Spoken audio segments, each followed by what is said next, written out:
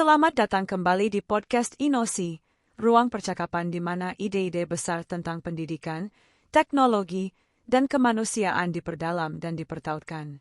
Saya senang Anda bergabung hari ini karena kita akan membahas sebuah pertanyaan penting, bahkan mendesak, yang semakin relevan dari hari ke hari. Apakah mungkin kita berhenti melihat AI sebagai ancaman dan mulai memanfaatkannya sebagai pembuka jalan menuju pembelajaran yang lebih manusiawi? Sebelum kita menyelami episode hari ini, seperti biasa, jangan lupa untuk klik tombol subscribe.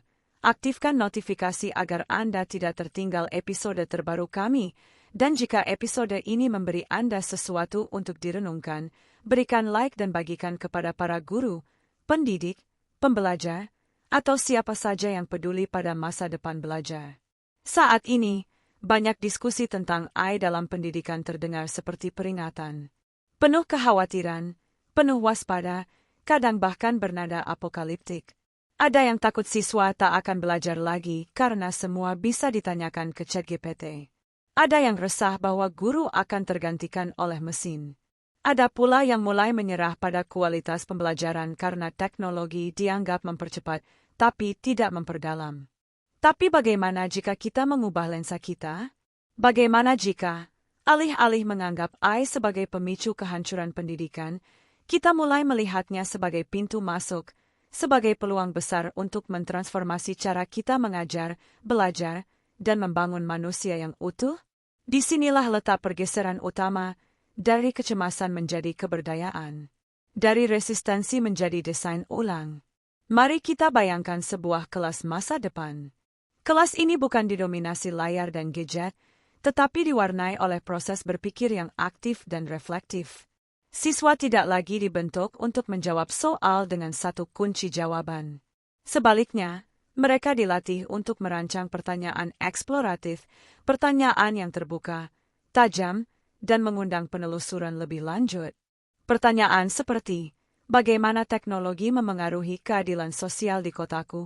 Atau, apa dampak dari satu keputusan ekonomi terhadap lingkungan hidup di desa saya? Pertanyaan-pertanyaan semacam ini tidak bisa dijawab dengan satu kali klik. Bahkan AI pun akan memberikan berbagai kemungkinan, karena kebenaran tidak tunggal, dan kontekslah yang menentukan nilai dari jawaban. Inilah langkah pertama dari pembelajaran bermakna, menggeser fokus dari menjawab ke merancang pertanyaan.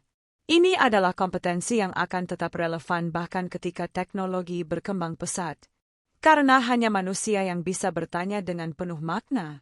Langkah berikutnya dalam kelas masa depan itu adalah guru yang tidak sekadar menyampaikan materi, tetapi membimbing siswa dalam memvalidasi dan menyesuaikan output AI dengan konteks mereka sendiri. Ketika siswa meminta AI menjelaskan dampak revolusi industri, misalnya, guru akan mengajak mereka bertanya ulang, apakah penjelasan ini relevan dengan kondisi Indonesia saat ini? Apakah kita bisa menemukan data lokal yang memperkuat atau menyanggah jawaban AI? Dalam proses ini, AI bukan hanya mesin jawaban. Ia menjadi partner diskusi awal. Tapi dialektika, pemaknaan, dan penyelarasan tetap berada di tangan manusia, siswa dan guru. Guru di sini hadir bukan sebagai pengoreksi, tetapi sebagai navigator pemaknaan. Inilah wujud peran baru guru yang lebih otentik, pemandu makna, bukan sekadar penyampai informasi. Hal ketiga yang kita bayangkan dalam kelas masa depan adalah terbangunnya budaya dialog reflektif antara manusia dan AI. Bayangkan jika siswa diminta membuat jurnal mingguan bukan hanya tentang topik yang dipelajari, tetapi juga tentang percakapan mereka dengan AI.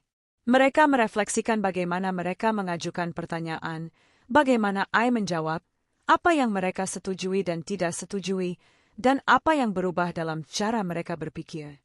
Ini bukan hanya sekadar teknologi, ini adalah pembelajaran metakognitif, belajar tentang cara berpikir dan cara belajar. Dan pada titik inilah kita melihat peluang besar AI dalam pendidikan, bukan untuk menggantikan proses manusia, tetapi untuk memperluas kesadaran manusia terhadap proses itu sendiri. Semua contoh yang baru saja saya uraikan bukan imajinasi liar. Mereka adalah kemungkinan nyata, dan bahkan sudah mulai diterapkan di berbagai komunitas belajar progresif. Namun agar ia bisa tumbuh secara luas dan sistematis, kita butuh kerangka kerja yang kuat dan fleksibel. Disinilah Explore Framework masuk sebagai jawaban yang sangat relevan. Framework ini dikembangkan oleh Muhammad Haitan Rahman sebagai respon atas kebutuhan mendesak dunia pendidikan masa kini. Dengan 6 tahap pembelajaran yang terstruktur, explore new ideas, practice skills, learn deeply, reflect often, organize knowledge, dan enrich understanding. Explore memberi kita cetak biru yang memampukan AI untuk berfungsi secara konstruktif dalam setiap tahapan belajar. Mari kita telusuri 5 langkah utama dalam konteks kelas masa depan tadi. Pertama adalah explore new ideas. Di tahap ini, AI bisa menjadi mitra untuk menjelajahi gagasan-gagasan baru. Namun, bukan hanya menerima jawaban dari AI, siswa didorong untuk bertanya ulang, menggali lebih dalam, dan menghubungkan dengan kehidupan nyata. Guru memfasilitasi eksplorasi ini dengan memberikan ruang untuk keheranan dan diskusi terbuka. Tahap kedua, practice skills, adalah fase di mana siswa mempraktikkan kemampuan yang relevan dengan dunia nyata. Disinilah mereka dilatih menggunakan AI untuk menyusun rencana, mengolah data, atau menyusun argumen.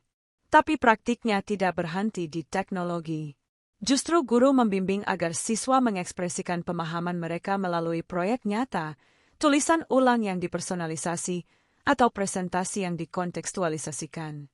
Lalu di tahap learn deeply, siswa diajak mengaitkan apa yang mereka pelajari dengan realitas yang lebih luas. Ini bisa dilakukan dengan cara membandingkan hasil AI dengan sumber lain, berdiskusi dalam kelompok, atau bahkan mengundang narasumber lokal. Di sini, AI menjadi jembatan, bukan terminal. Tahap berikutnya, reflect often, adalah jantung dari pembelajaran bermakna. Disinilah siswa merenungkan apa yang mereka pelajari, bagaimana mereka belajar, dan apa yang perlu diperbaiki. Mereka mungkin merefleksikan mengapa mereka setuju atau tidak dengan output AI, apa bias yang mereka temukan, atau bagaimana cara mereka bisa membuat pertanyaan yang lebih bermakna di lain waktu. Dan terakhir, enrich understanding, di mana siswa didorong memperluas wawasan mereka. AI bisa memberikan akses ke sumber internasional, simulasi, atau studi kasus global. Tapi pemaknaan tetap terjadi ketika siswa mengaitkan itu semua dengan identitas, nilai, dan kontribusi mereka dalam kehidupan. Sahabat Inosi, ketika kita memandang AI sebagai peluang, bukan ancaman, kita mulai melihat hal-hal yang sebelumnya tertutup oleh rasa takut. Kita melihat bahwa teknologi bukan perampas nilai-nilai manusiawi, tapi justru dapat memperjelas dan memperkuatnya jika kita mendesain pengalaman belajar dengan sadar. Kita menyadari bahwa jawaban cepat dari AI bisa memicu pertanyaan lambat yang dalam. Bahwa ketepatan mesin bisa memancing refleksi manusia. Bahwa otomatisasi bisa mempercepat proses teknis, agar waktu dan tenaga kita bisa dipusatkan untuk yang paling bermakna, dialog, refleksi, dan relasi. Namun, kita juga tidak naif. Integrasi AI yang bermakna dalam pendidikan tidak akan terjadi dengan sendirinya. Ia membutuhkan desain. Ia membutuhkan kepemimpinan. Ia membutuhkan keberanian untuk mengubah cara kita mengajar, cara kita menilai, bahkan cara kita melihat peran guru itu sendiri. Kita harus melampaui logika, menggunakan AI di kelas, menuju logika, mendesain ulang pengalaman belajar agar tetap manusiawi meski didukung teknologi. Dan itulah sebabnya Explore bukan hanya sekadar akronim. Ia adalah filosofi. Ia adalah cara melihat pembelajaran sebagai perjalanan, dimulai dari pertanyaan, dibentuk oleh praktik, diperdalam oleh refleksi, dan diperkaya oleh pemaknaan. Mari kita akhiri episode ini dengan satu keyakinan sederhana tapi penting. AI bisa memberi jawaban, tapi hanya manusia yang bisa memberi makna. Maka tugas pendidikan hari ini bukan menyaingi teknologi, tapi membimbing generasi agar mampu berpikir, merasakan, dan bertindak dengan utuh di tengah dunia yang serba canggih. Jika kita berhasil melakukan ini, maka AI bukan lagi musuh dalam kelas.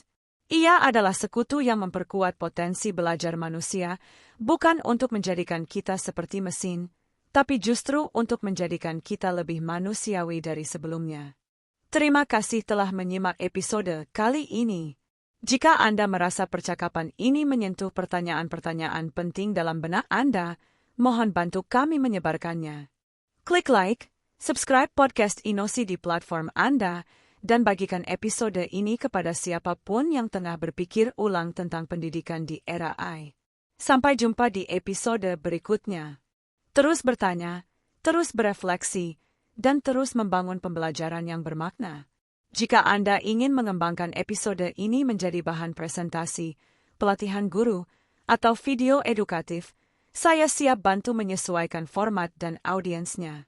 Jika mempunyai pertanyaan berkaitan dengan konten, pelatihan, pendampingan AI disrupsi pendidikan, dan juga kerjasama, silakan kontak kami di haitan.rahman@inosi.co.id.